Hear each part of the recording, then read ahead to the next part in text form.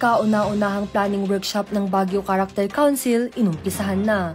Nitong Biyernes, 8 ng Agosto 2025, inumpisahan na ang kauna-unahang planning workshop ng Baguio Character Council na ginanap sa City Buildings and Architectural Office o CIBAO sa lungsod ng Baguio. Layunin ng programa na itaguyod ang pagpapabuti at patuloy na pag-unlad ng lungsod sa mga darating na taon. Nakatuon ang workshop sa pagbuo ng mission, vision at mga layunin nito. Ito ang unang hakbang upang magkaroon ng mas malinaw na direksyon at konkretong aksyon ang inilulunsad na programa. Ang Baguio Character Council ay tinatag sa ilalim ng Ordinansa 2023 na kabilang sa Baguio City 2043, isang pangmatagalang layunin para sa kinabukasan ng lungsod. Pinangunahan naman ni Chairperson of the Working Group Michelle Agbuya ang kaganapan sa pamamagitan ng paglalahad ng ideya ng Baguio Character Council o BCC.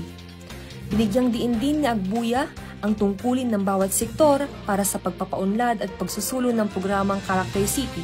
Aktibo rin na nakilahok ang miyembro mula sa iba't ibang sektor sa pagpapahayag ng kanilang mga suhestyon tungkol sa programa.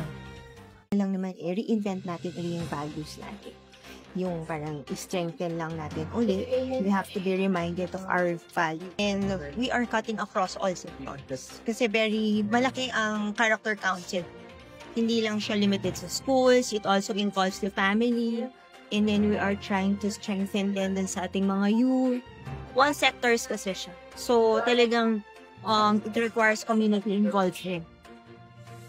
Ayon naman kay Honorable Isabelo Popo Cosalan Jr., we want to develop the city of Baguio as a character city. Would result to lifting up the city of Baguio into a city that is livable because the citizens would have self-discipline and not cause much traffic, pollution. Everybody will be able to benefit from it economically, socially, physically, of course. Inaasahan naman ang agarang pagsasagawa at pagpili ng vision, mission at objective upang makamtan ang isinusulong na proyekto at mabigyan ng solusyon ang mga ilang problemang kinakaharap ng lungsod. Ito si Cristina Zaldua para sa PIO Baguio Balita.